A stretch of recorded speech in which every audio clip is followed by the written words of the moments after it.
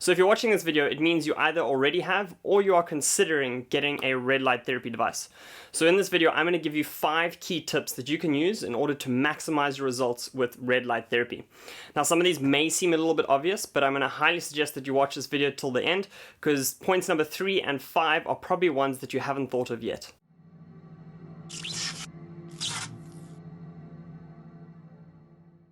What's up guys, it's Nick Coetzee here and welcome to the Mitochondria YouTube channel. On this channel you're going to find content all around light, circadian rhythms and how you can optimize these things in order to live your best life. If you haven't already done so, then I highly suggest that you click both the subscribe and the notification bell so that you get notified as soon as we release future videos. Now for today's video, we want to make sure that you have everything you need in order to get the best results with red light therapy. Some of these may be obvious, but it's really good that you go over these because you don't want to be doing your sessions for 2 to 3 weeks and then not see any of the benefits that you expected and then figure out it's because one of these reasons or something that you were doing that was impacting the results that you're getting. So the very first one that we're going to talk about is sticking to the guidelines that come with your device. So we've covered this in a previous video in more detail, but just to quickly touch on it, there is something called the dose-dependent response with red light therapy. And what this basically means is that obviously if you're not getting enough red and near infrared light, then you're not going to be giving your mitochondria enough energy in order to produce any benefits. But as you increase this dosage, yes, the benefits do start to increase, until a certain point. There is actually a tipping point where if you do too much or too high of a dose, it actually leads to less of a positive impact just because your cells are overloaded with the amount of light that they're given in a really short time period. And this means that you're not going to see the optimal results or things that you would expect from what you've seen in the scientific studies. The second tip is to be consistent with your sessions. We've covered in a previous video where we discussed what the best time of day was in order to do red light therapy.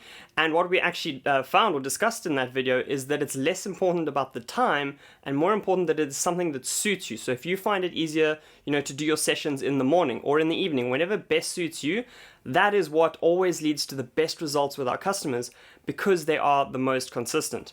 We always see these big differences in the results that people get when they pay to go to spas because they end up going once or twice a week. When you have a home device and something that you can literally hang on the back of your door and flick on a switch and do every single day, that is where we have seen the greatest results with red light therapy.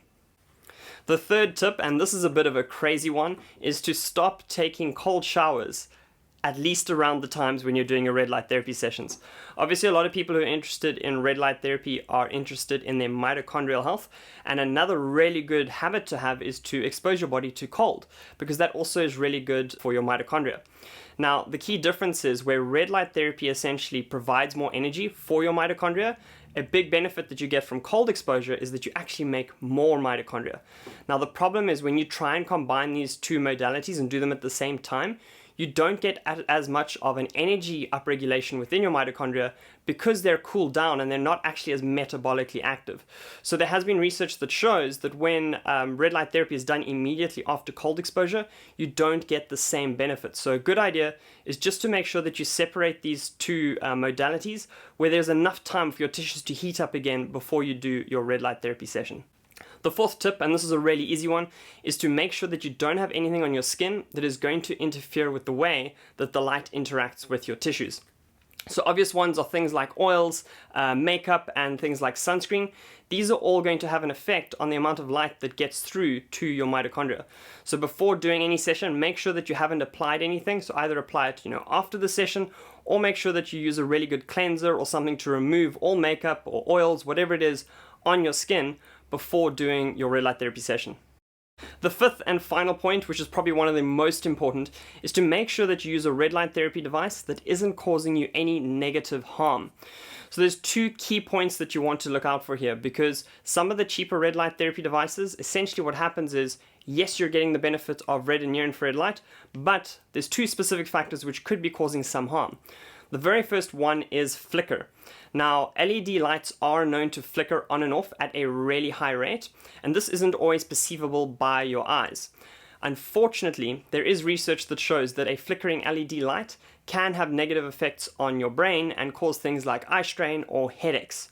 Now, if you're doing red light therapy, you want to be taking 3 steps forward and no steps backward. But now if you're, getting exposed to a flickering light, then that will mean that you're getting somewhat of a psychological stressor on your brain, which shouldn't be something that you associate with red light therapy. So the first thing is to make sure that you're using a device that doesn't have any flicker. The second one is to use a device that doesn't expose you to any electromagnetic fields. So electromagnetic fields, or EMFs, these are basically the magnetic fields around any electronic device. Now, if you're standing in front of your red light therapy device, you don't want to be exposing your cells to any unnecessary radiation. So a reputable red light therapy company, they should give you the EMF levels at various different distances from their device. So the Mitochondria devices are all completely EMF free at 6 inches and beyond. And that's another reason why we made our devices extremely high powered, so that you can be that distance and even further away and still get an effective dose without exposing yourself to any EMF. If you guys want to make sure that you get started with some of the best red light therapy devices on the market, as I already mentioned, extremely high powered, and that means shorter treatment times, and it means you don't expose yourself to any EMF. It also, all of the devices don't have any flicker, so you're not causing any unnecessary side effects during your sessions. Then I highly suggest that you check out the Mitochondria devices. That's at mitochondria.com. And then if you guys enjoyed the content from today's video, please be sure to smash the thumbs up button. That just lets us know that you enjoy videos like this and fuels our fire to make more videos like this for you. If you guys have any questions, then please feel free to drop them in the comments section below. Otherwise, I hope that you have a fantastic day further, and we will chat again soon. Cheers.